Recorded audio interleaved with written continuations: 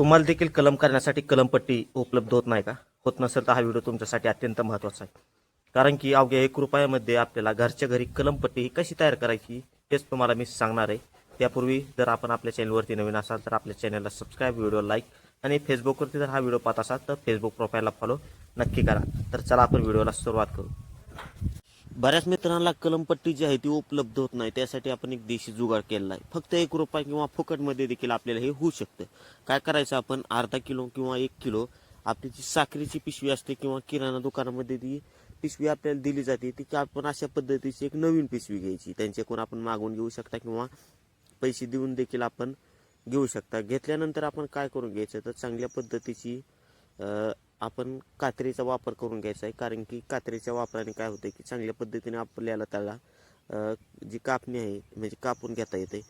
त्याचा काप कशा पद्धतीने घ्यायचा, त्याचा वापर कशा पद्धतीने घ्यायचा याविषयी आपण सविस्तर माहिती सांगणार आहे. आपण कातरच्या सहाय्याने काय करून घ्यायचं आहे, तर 1 इंचाच्या अंदाजाने म्हणजे एक आपलं जे कांदा असतं बोटाचं त्याच्या अंदाजाने आपण कट करून घ्यायचं आहे. व्हिडिओमध्ये दाखवलं आहे आपल्याला त्या पद्धतीने आपण अशा पद्धतीने कट करून घ्यायची. आपण बघू शकता. आपण शक्यतो काय करा, कातरचा वापर करा की जेणेकरून चांगल्या पद्धतीने त्याची काप जो आहे तो येईल आपल्याला. अशा पद्धतीने आपण काप करून घ्यायचा आहे. त्यानंतर काय करायचं, जी अशा पद्धतीने गोल तयार होईल, गोल झाल्यानंतर आपण त्याला मधून एक कापून घ्यायचं की जेणेकरून आपल्याला लांब होईल. लांब किती करायची, तर 5 ते 6 सेंटीमीटरच्या अंदाजाने आपण करून घ्यायची.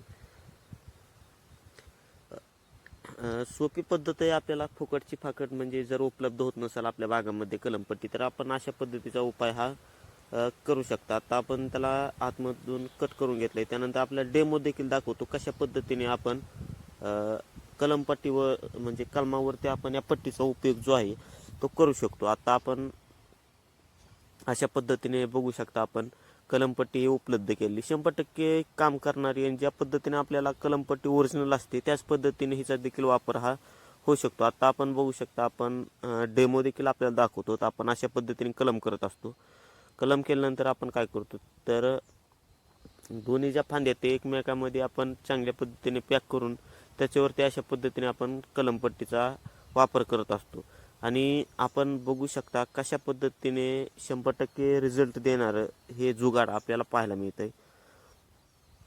बरेच मित्र म्हणत होते कलमपट्टी उपलब्ध होत नाही किंवा कुठे मिळते, तर बऱ्याच जागेवरती काय होतं की खेड्यापाड्यामध्ये आपल्याला उपलब्ध होत नाही. त्यामुळे आपण अशा पद्धतीचं सोप्या आणि कमी खर्चामध्ये जुगाड हे करू शकता.